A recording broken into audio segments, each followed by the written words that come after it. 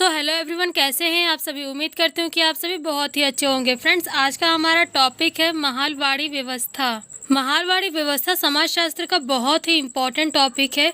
अक्सर इससे related question समाजशास्त्र के क्वेश्चन पेपर में आते हैं, तो इसलिए आप सभी वीडियो को पूरा एंड तक वॉच करिएगा, बिल्कुल भी स्किप मत करिएगा।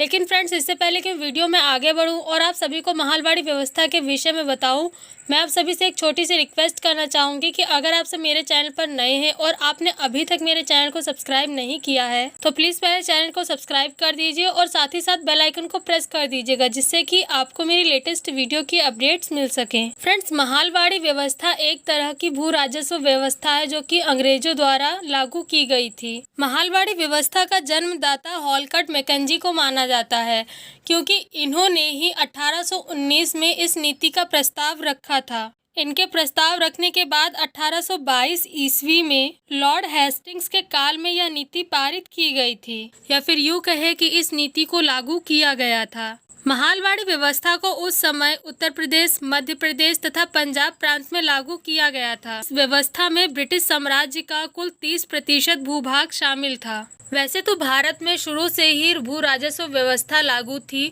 शुरू से ही किसान अपने खेतों में खेती करता था और जब फसल उगती थी तो उसका एक भाग वो सरकार को दे देता था। लेकिन जब अंग्रेज भारत आए और उन्होंने भारत पर अपना अधिकार जमा लिया, तब उन्होंने भू राजस्व की व्यवस्थाओं में बदलाव करना प्रारंभ कर दिया था। शुरू में तो उन्होंने ज़्यादा बदलाव नहीं किए थे, लेकिन बाद में जब उनके खर्चों में बढ़ोतरी होने लगी और आय की कमी होने लगी, क्योंकि उस टाइम पर आय का एकमात्र साधन भू राजस्व व्यवस्था ही थी, कर ही था, जिसके कारण उनके पास अधिक से अधिक धन आ सकता था। तो उस टाइम पर ज़्यादा से ज़्यादा धन इकट्ठा करने के लिए और अपने खर्चों को पूरा करने के लिए उन्होंने भू राजस्व की व्यवस्थाओं में नए नए बदलाव करना प्रारंभ कर दिए। शुरू में तो इन्होंने पारंपरिक भू राजस्व की जो व्यवस्था थी उसी में थोड़े बहुत बदलाव किए थे, लेकिन बाद में जब उससे भी बात नहीं बनी तो फिर इन्होंने नई नई नीतियों को लागू किया, नई नई व्यवस्थाओं को बनाया, जिसमें से एक है महालवाड़ी व्यवस्था। पहले के टाइम पर जो भू राजस्व व्यवस्था थी उसमें किसान अपनी ही खेती का लगान देते थे राजा को, लेकिन यहाँ पर जब ये व्यवस्था आई महालवाड़ी व्यवस्था में क्या होता था कि अलग अलग लोगों से कर नहीं लेते थे, बल्कि पूरे गांव को एक इकाई मानकर वे एक मुखिया का निर्धारण करते थे और उसी मुखिया से वे कर वसूल करते थे। जैसे कि अगर एक गांव में 10 किसान हैं तो वे 10 किसान अलग अलग कर जमा न करके, बल्कि उन 10 किसानों में से एक किसान को मुखिया बना दिया गया। उसी मुखिया के पास वे सभी किसान अपना कर जमा करते थे और वो मुखिया उस कर को लेके जाता था और वहाँ पर जमा कर देता था। मान लीजिए अगर यहाँ पर कोई भी एक किसान कर देने में असफल रहता था तो उस कर का भुगतान भी उस मुखिया को ही करना पड़ता था। ठीक उसी प्रकार जिस प्रकार हम जब कोई आयोजन करते हैं, मान लीजिए हमने कोई आयोजन किया, उसमें हम 5 लोग हैं जिन्होंने खर्च की धनराशि बराबर बराबर बांट ली। मतलब अगर 50 रुपये खर्च हो रहे हैं तो उसमें से 10 रुपये हमने मिला करके दे दिया। अगर 500 खर्च हो रहे हैं तो हमने 100 रुपये आपस में बांट लिए कि 100 रुपये आप देना, 100 रुपये आप देना, 100 रुपये आप देना, ऐसे करके 500 रुपये वो हमने इकट्ठा कर लिए। अब यहाँ पर आयोजन तो हो ही रहा है जिसमें 500 रुपये खर्च हो रहे हैं। अब अगर हम पाँचों में से कोई एक ना भी दे पाए तो जो आयोजन कर रहा है उस इंसान को अपने पास से वो रुपए खर्च करने पड़ते हैं, क्योंकि उसने आयोजन किया है और वो चीज़ उसको लेके आनी है जिस चीज़ की उसे ज़रूरत है। तो ठीक वैसे ही वहाँ पर भी होता था। मान लो अगर कोई किसान उस मुखिया के पास पैसे देने में असमर्थ होता था, उसकी फसल ठीक नहीं हुई या फिर किसी भी कारणवश वो अगर उस धनराशि को उस मुखिया के पास नहीं दे पाता था तो मुखिया को अपने पास से उस धन को देना पड़ता था। पहले के टाइम पर जो भू राजस्व व्यवस्था थी उसमें क्या था कि किसान अपनी जमीन का मालिक होता था, लेकिन यहाँ पर ये जो भू राजस्व व्यवस्था थी यहाँ पर किसान को जमीन का मालिक नहीं माना गया था, बल्कि गांव में जितनी भी ज़मीन थी वो पूरी ग्राम सभा की मानी गई थी और उनमें से जो मुखिया बनाया गया था वही इन सभी ज़मीनों का मालिक माना गया था।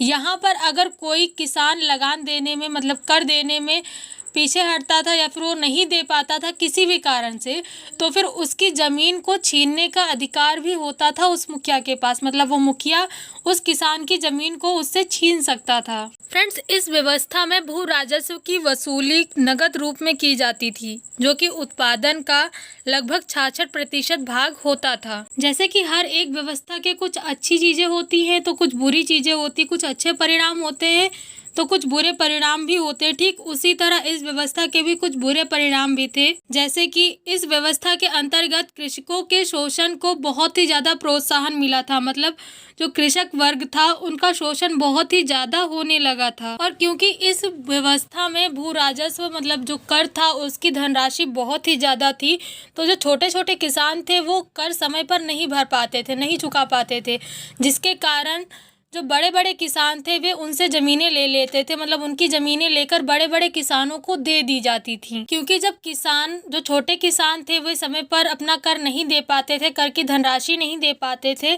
तो जो लंबरदार होता था मतलब जो मुखिया होता था वो उनसे उनकी ज़मीनें लेकर बड़े बड़े किसानों को दे देता था। क्योंकि जब धनराशि ज़्यादा है तो बड़े किसान ही समय पर धनराशि दे पाते थे, तो इसीलिए उनके पास वो ज़मीनें दे दी जाती थी। और जब उनके पास ज़मीनें आती तो इससे उनकी शक्ति और भी ज़्यादा बढ़ती जाती थी। और ये बड़े बड़े कृषक एक प्रकार के जमींदार के रूप में छोटे छोटे कृषकों का फिर शोषण करने लगे थे। निष्कर्ष रूप से हम यह कह सकते हैं कि ब्रिटिश सरकार ने जो भी व्यवस्थाएं लागू की भू राजस्व की, उसमें इनका दो ही उद्देश्य था। एक था ज़्यादा से ज़्यादा धन प्राप्त करना और दूसरा था कृषकों की सुरक्षा करना। लेकिन इनके जो दो उद्देश्य थे ये दोनों ही उद्देश्य अलग थे।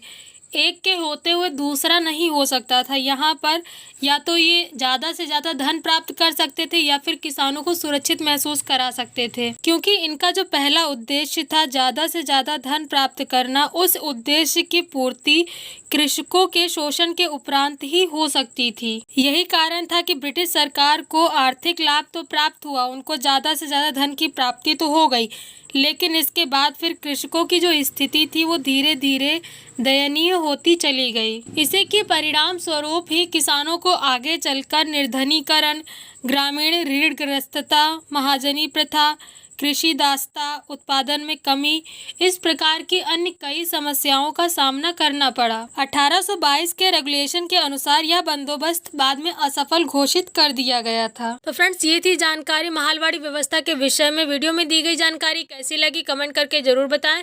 वीडियो अगर पसंद आया हो तो वीडियो को लाइक और शेयर जरूर करें। चैनल को सब्सक्राइब करना न भूलें और साथ ही साथ बेल आइकन को जरूर दबाएं, जिससे कि आपको मेरी लेटेस्ट वीडियो की अपडेट मिल सके। फ्रेंड्स, आप नहीं जानते कि आपका एक लाइक हमें कितना ज़्यादा मोटिवेट करता है नई वीडियो बनाने के लिए। तो इसलिए अगर वीडियो पसंद आई तो वीडियो को लाइक, शेयर और चैनल को सब्सक्राइब जरूर कर दीजिएगा। आज की वीडियो में बस इतना ही। मिलते हैं नेक्स्ट वीडियो में एक नए टॉपिक के साथ।